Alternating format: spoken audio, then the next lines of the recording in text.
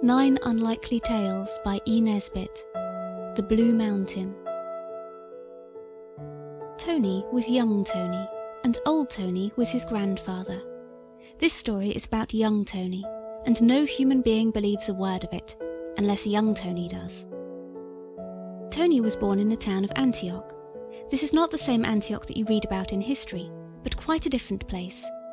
It was a place where nearly everyone was very dark as to the complexion, and rather short as to the temper and figure. People who were fair in the face and easy in the temper were not much thought of in Antioch.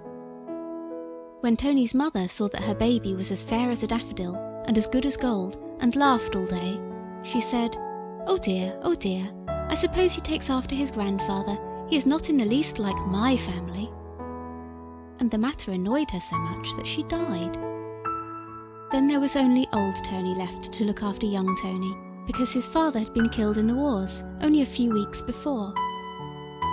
The people of Antioch were always fighting the neighbouring tribes, red-faced savages who deserved no better fate than to be killed.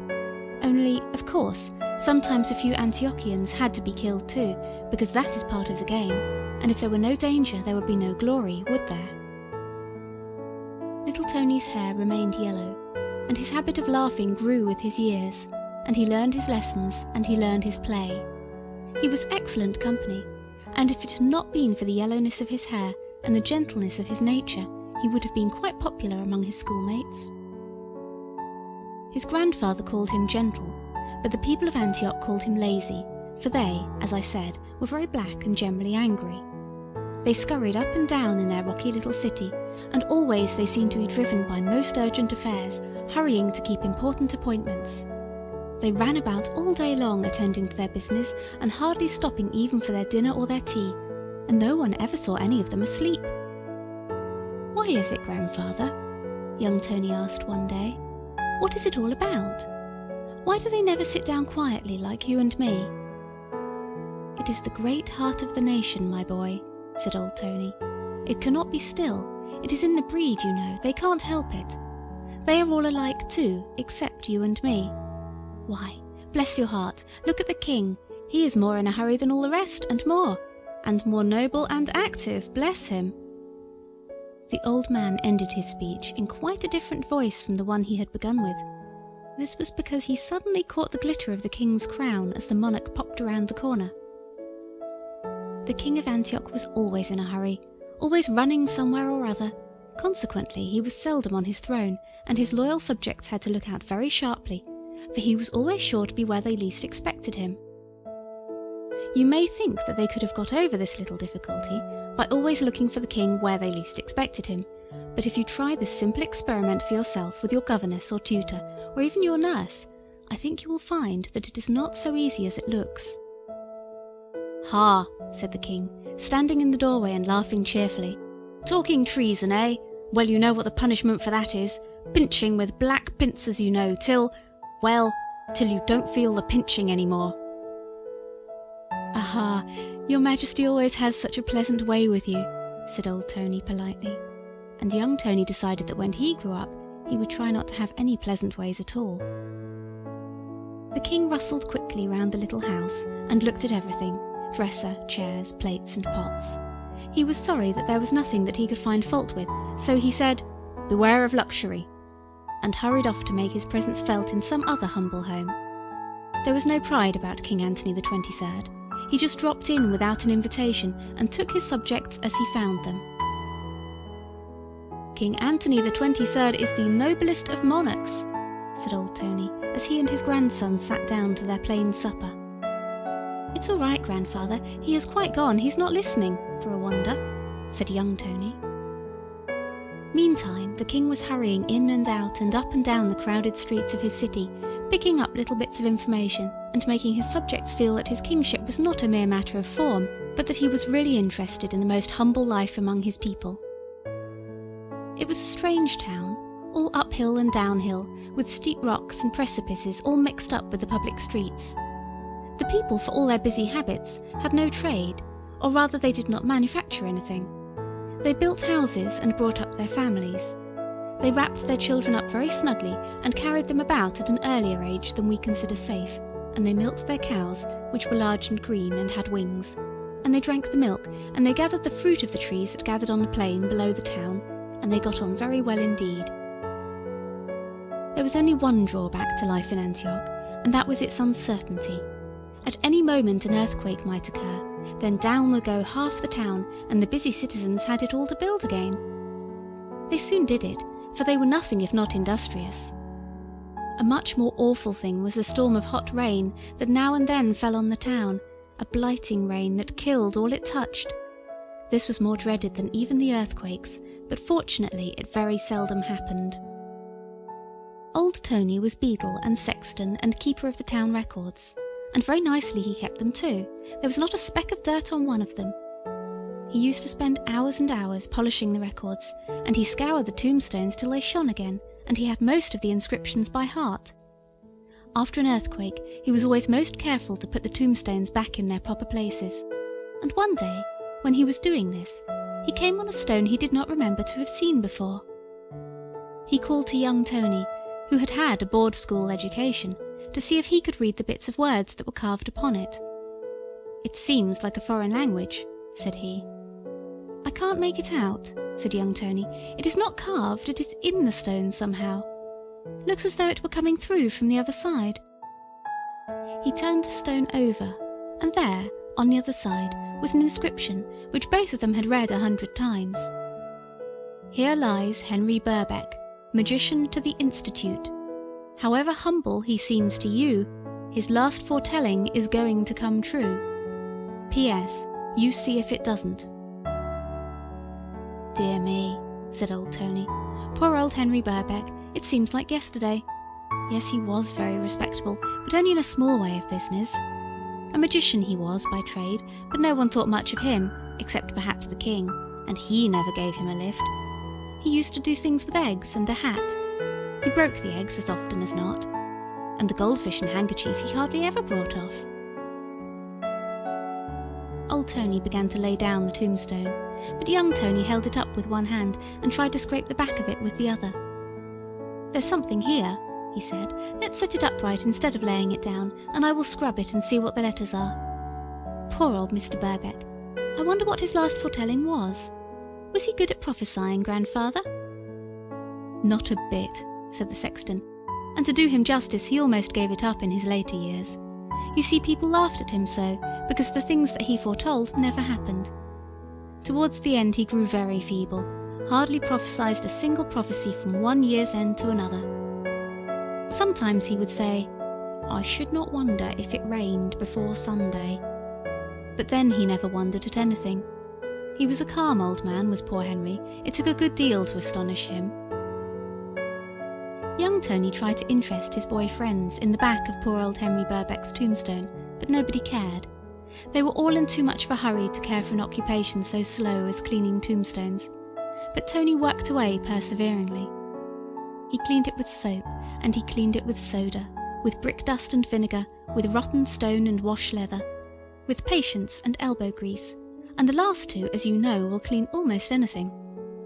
So after a time a few letters began to show distinctly here and there, and presently Tony found he could read whole words. There was milk and mountain, and a word that looked like jilk, only of course it could not be that. And the last word of all was rain, and the second word of all was Tony. "It must be something to do with me," said young Tony, "because of my name being in it." "It must have something to do with the king," said old Tony, "because it says rain, so you'd better cut off to the palace and look sharp about it, or His Majesty will know the reason why." So Tony looked sharp about it, and got to the palace in less than 5 minutes. For a wonder, the king was not engaged in dropping in on his subjects, but was on his throne amid his fussy black courtiers, who were all busy trying to make themselves as small as they could. This was because the king was very short, though he did not like to say so. He always had himself described in the census and the palace reports as a powerful man of middle height, though he was nowhere near the middle height and no more powerful than other people. "Well, boy," said King Anthony the 23rd, "what have you come here for?" "There is a prophecy," said Tony. "There are a good many," said King Anthony. but they don't amount to much since poor Henry Birkbeck died. He was something like a prophet," he went on, turning to his courtiers. "He foretold, when I was only a baby, that if I grew up I should perhaps be king. The late king, my father, was very pleased, I remember." The courtiers all bowed and said it was really wonderful. Tony said, "Well then, you'd better come and have a look at this prophecy, because it is the late Mr. Birkbeck's last one, and he said it'll come true." "Bring it here, can't you?" said the king. "No, I can't," said the boy. "It's on his tombstone, so there. I can't carry tombstones about." "No," said the king thoughtfully. "Of course you are not powerfully built. You are nowhere near the medium height." "Come and look at it if you want to," said Tony. "I'm in no hurry." "Well," said King Anthony, "I don't care if I do. I'm tired of sitting still." So off they all went, king, court, heralds, men-at-arms, banner-bearers and spearmen, down the narrow, dark, crooked town streets, till they came to the churchyard where the tombstones were, both the upright and the flat kind. Tony ran on ahead and knelt in front of the tombstone. Then he jumped up and called out, "You hurry up! It's as plain now as the nose on your face." "You should say the royal nose on your Majesty's royal face," said old Tony anxiously. But the king was too interested to care about even his subjects' manners. He came up to the tombstone, and on it he read, and Tony read, and all the courtiers read. "When Tony drinks the Blue Mountain's milk, he shall wear a Sunday suit of silk. He shall be tallest in all the land, and hold the town under his command. He shall have greatness, and we shall have grain.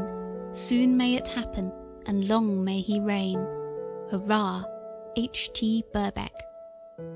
The king read this and said, "Well, I never!" And all the courtiers said the same. "Tony means me," said the king. The courtiers said that of course it did. "I am King Tony the 23rd, said he, and all the courtiers said of course he was. They all spoke at once like a chorus.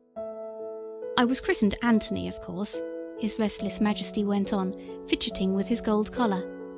"But I know that my subjects have always spoken of me behind my back by the endearing diminutive." The courtiers assured the king that this was so. "I suppose there's no one else called Tony?" The king turned a threatening glance on the crowd, and everyone hastened to say, "No, there wasn't." But old Tony turned extremely pale, and hurrying into the vestry, he tampered with the register of births, and altered his own name to Sidney Cecil Ernest Watchett. But young Tony spoke up. "My name's Tony," said he. "Oh, is it?" said his majesty. "We'll soon see about that. Guards, seize him. Now, what is your name?" "Tony," said he. "Your name is not Tony," said the king. "Your name is—" He could not think of a name at the moment, so he stopped. Tony said, "My name is Tony." "Take him to the Parliament House," said the king, beside himself with rage. "Give him a taste of the mace." And Tony tasted the mace, and was stamped on by the Great Seal, who was very fierce, and lived in a cage at the Parliament House, until he was stiff and sore and sorry enough to be glad to say that his name was anything the king liked, except Tony, which of course it never, never could have been. He admitted at last that his name was William Waterbury Watchett, and was discharged with a caution. "But my name is Tony after all," he said to himself as he went home, full of sad memories of the mace and the Great Seal. "I wonder where the Blue Mountain is." Young Tony thought a good deal about poor Henry Birkbeck's prophecy. Perhaps the Great Seal had stamped it on his memory. Anyway, he could not forget about it, and all the next day he was wandering about on the steep edge of the town, looking out over the landscape below. It was not an interesting landscape.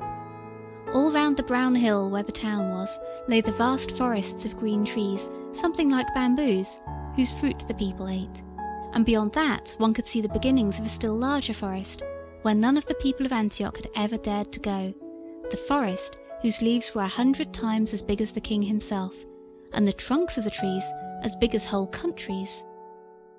Above all was the blue sky, but look as Tony would, he could see no Blue Mountain.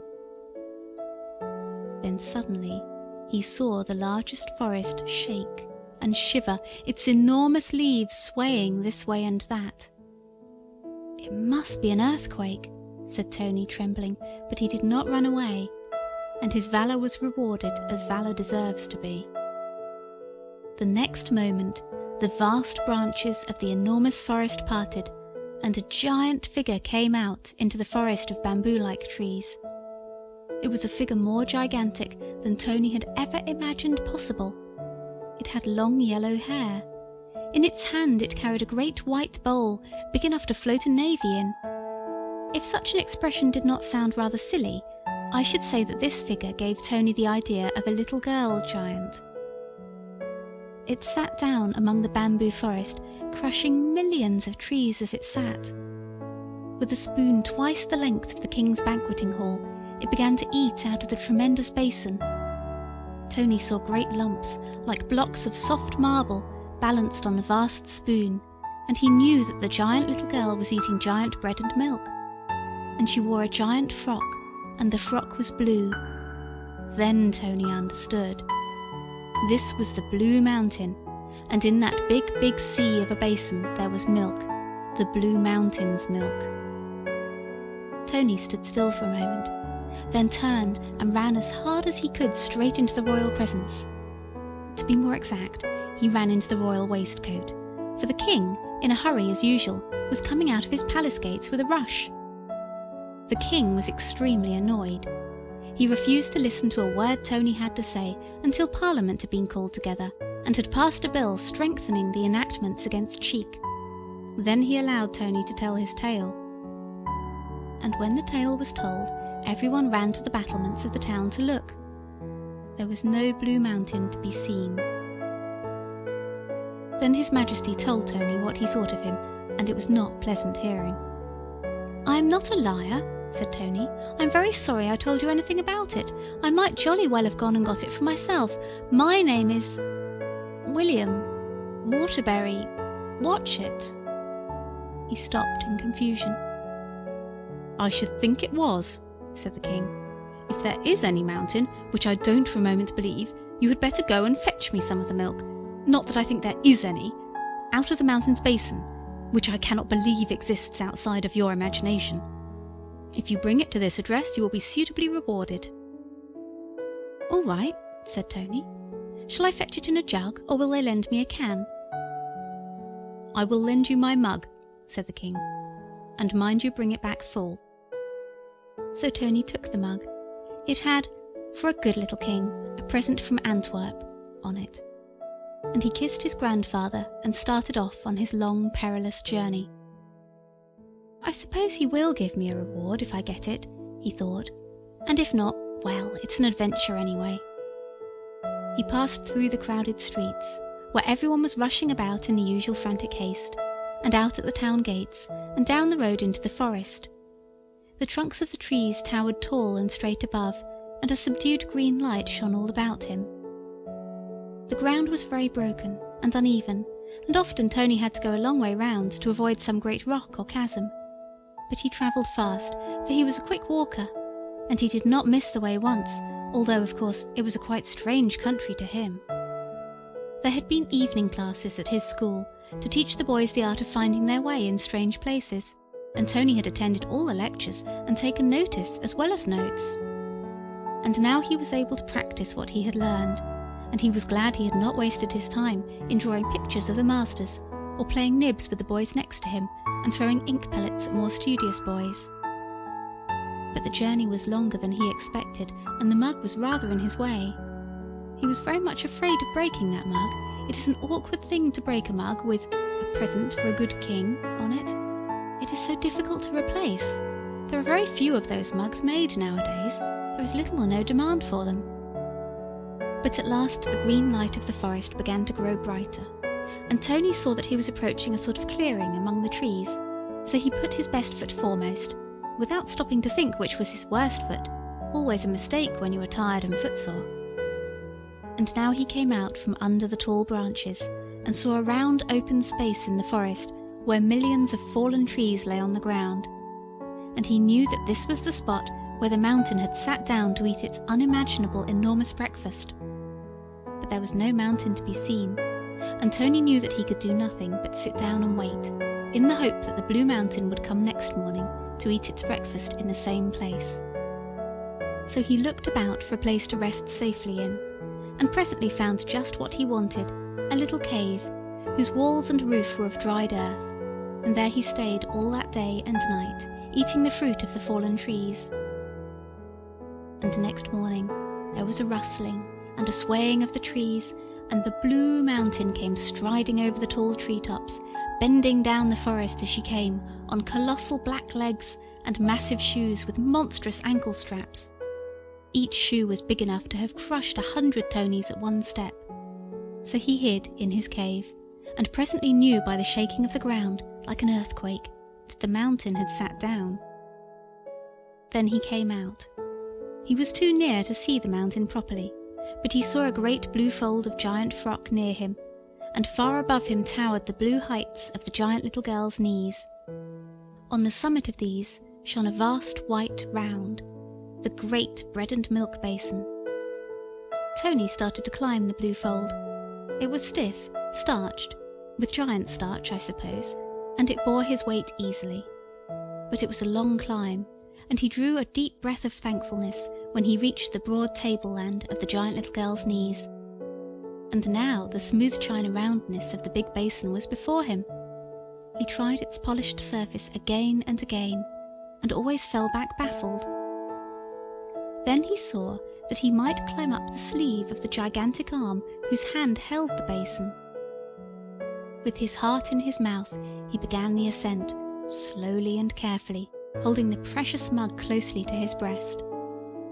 His breath came faster and faster as he went up, and at last stood triumphantly on the edge of the great blue sleeve. From there to the edge of the basin it was easy to crawl, and now at last he stood on the giddy verge of the monstrous basin, and looked down at the lake of milk with the rocks of bread in it, many feet below. The great height made him giddy. He lost his footing, and still clasping the mug, he fell headlong into the giant bread and milk. The bread rocks were fortunately soft. Tony picked himself up. He was wet, but no bones were broken, and the mug? Oh joy, the mug was safe. Tony looked it over anxiously as he sat on a rock, a sloppy and uncertain resting place.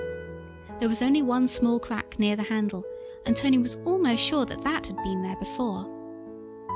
"I don't know however I shall get out again," said Tony. "Perhaps I never shall, but in case I do, I suppose I had better fill the mug." So he stooped from the rocks and filled the mug from the lake of milk, which was much thicker than the milk of the green cows with wings, the only milk Tony was used to. He had just filled the mug and tied it down with a piece of parchment which he had taken from the town records and brought with him for the purpose, when a noise like thunder suddenly broke on his ear. And indeed it very nearly broke the ear itself, and so startled Tony that the precious mug all but slipped from his grasp. Then a wave of milk swept up almost over his head. The whole of the massive basin was moved sideways. Then came a shock like an earthquake. The basin was being set on the ground. Tony felt that the Blue Mountain had seen him and had screamed. What would the giant little girl do? Would she kill him? If so, how? These questions afforded Tony food for some interesting reflections during the next few moments. He looked round him for a way of escape. Everywhere towered the smooth white walls. The tremendous spoon which he had seen the Blue Mountain use had, unfortunately, not been left in the basin, or he could have climbed out by that. He gave himself up for lost. Then, suddenly, he saw the trunk of a slender tree appear at the edge of the basin. It was pushed down towards him, yes, onto the very bread rock on which he crouched. Would it crush him? No. The end of it rested on the rock by his side. It gently moved towards him. He saw now that the Blue Mountain was not cruel. She was not bent on destroying him. She was offering him a way of escape. He eagerly climbed the tree. When he was halfway up, however, the giant little girl flung the tree aside, and with Tony still clinging to it, it fell crashing into the forest. When he came to himself, he almost shouted for joy to find the mug still whole. He never knew how he got home. When he took the mug to the king, the monarch looked at it and said, "The milk's very thick." "It's giant cow's milk," said Tony. "You drink it up and let's see what happens." "I don't know," said the king suspiciously. "Suppose it's poison. I shall have it analysed." "Well, you promised me a reward," said Tony, "and you wouldn't grudge it if you knew what a time I've had of it. I might have been killed, you know." "Reward?" said the king, who had been looking at the mug. "Reward when you have cracked my mug, my own only mug, with a present for a good king on it? Reward indeed, a stamp from the Great Seal would be more." But Tony was gone. He ran home to tell his grandfather, but his grandfather was not there, only a letter lay on the kitchen table. "Dear grandson," it said, "the king has found out that my name was entered in the register as Anthony Antrobus, and he refuses to believe that the alteration to Sidney Cecil Ernest Watchett was made at my birth. So I am seeking safety at a distance. I have only one piece of advice to give you. Do so too. Your loving grandfather." This seemed such good advice to Tony, whose name was also in the register, that he was just going to take it, when the door was flung open, and in rushed the king and the army. They hustled and bustled and rustled round the house, breaking and tearing everything, and when there was nothing more to spoil, they carried Tony off to prison. "So this is my reward for getting the milk for him," said poor Tony to himself, as he sat in prison, loaded with chains, and waiting for his trial. "I wish I had drunk the milk myself. This is what comes of loyalty. But I don't care. My name is Tony, and his is not, and I will say so too, if I hang for it." Acting on this resolution next day, at his trial, Tony said so, and what is more, he came very near indeed to hanging for it. For King Anthony the 23rd was furious. He absolutely danced with rage, and it took 6 prime ministers to restrain his emotion while the trial went on. Tony was tried for an attempt to murder the king. The whole thing, said the public persecutor, was nothing but a plot. The prophecy of Henry Birkbeck, which nobody had seen till Tony found it, the Blue Mountain, which nobody but Tony had seen at all, the thick milk so mysteriously obtained, all pointed to dark treason and villainy. The crack in the mug was a peculiarly incriminating circumstance. I cannot help the long words. Public persecutors will use them. It was a vile plot, the persecutor said, but it had failed. The public analyst gave evidence that the milk was not milk at all, but some explosive substance too dangerous to analyse. Tony looked at the jury, and he looked round the court, and he saw that the case did indeed look black against himself. When he was asked what was his defence, he said, "There is no pleasing some people." "It is my duty to caution you," said the persecutor, "that everything you say will be used against you." "I'm sure it will," said Tony wearily, "but I can't help that. Everything I do is used against me too. I needn't have told anyone anything about it. I might have got the milk myself and been king, but I got it for him, and I did not crack the mug. At least, I am almost sure not. I only wish I had drunk the milk." "Make him drink it now!" shouted 1,000 voices from the crowded court. "Don't," said the king hastily. "It might not be poison after all." "You can't have it both ways, your majesty," said the persecutor bravely. "Either it is poison, in which case the prisoner deserves to drink it, or it is not poison, in which case the prisoner leaves the court without a stain upon his character." "It is poison." "It isn't." "It is." "It is not." The shouts rose louder and louder. "It is not poison, it is milk," cried Tony, and suddenly seizing the mug of milk, which had been brought into the court to give its evidence, he lifted it to his lips, and before the jailer could prevent it, he drained the milk to the last drop and ran out of the court. For everyone was too astonished to stop him. The moment he was outside, he felt a sudden and awful change in himself. He was growing, growing, growing. He hurried out of the town. He felt that it would soon be too small to hold him. Outside he got bigger and bigger, till the trees of the nearer forest were like grass under his feet, and the mug ran out of his hand like a little grain of rapeseed. and there beside him stood the mountain, a little girl in a blue dress, and he was taller than she was. "Hello," said the Blue Mountain. "Where did you spring from?" "From the town down there," said Tony. "There?" said the mountain, stooping. "That's not a town, silly. You know it's only an ant-heap, really." "It is my town," said Tony, "and its name is Antioch, and—" And then he told her the whole story. In the middle of it, she sat down to listen better, crushing millions of trees as she sat. And Tony sat down, crushing other millions, only now it seemed to him that he had sat down on the grass. It makes a great deal of difference what size you are. "And that is where I used to live," said Tony, pointing to the town. "And my name is Tony." "I know that," said the Blue Mountain. "But you live next door to us. You know you do. You always did. And that is only an ant-heap." And when Tony looked down again, it seemed to him that perhaps it really was only an ant-heap. All the same, he knew the king when he saw him hurrying along the ramparts, and he picked the king up and put him on a cow's ear, and the cow scratched its ear with its hind foot, and that was the end of the king. "Don't tease the ants," said the Blue Mountain. "People pour boiling water sometimes, or dig up the heaps, but I think it's cruel." Tony remembered the hot rain and the earthquakes. "It is a nice story," she said. "Of course the grass is like a forest to the ants, and the big forest is the hedge. Your Sunday suit is silk velvet. Your aunt told Mother so. Yes, it is a nice story, and an ant did drop into my bread and milk yesterday, though I don't know how you knew." "You mayn't believe it," said Tony, "but I shall give them a corn because it says so in Mr. Birkbeck's prophecy. Only I won't ever give them any milk in case they grow big. They are too bad-tempered. Just think if the king had been our size." "Oh, come along home, do," said the Blue Mountain, a little crossly. "I'm tired. It is dinner time. It's no use pretending about kings and things. You know well enough you are only Tony next door."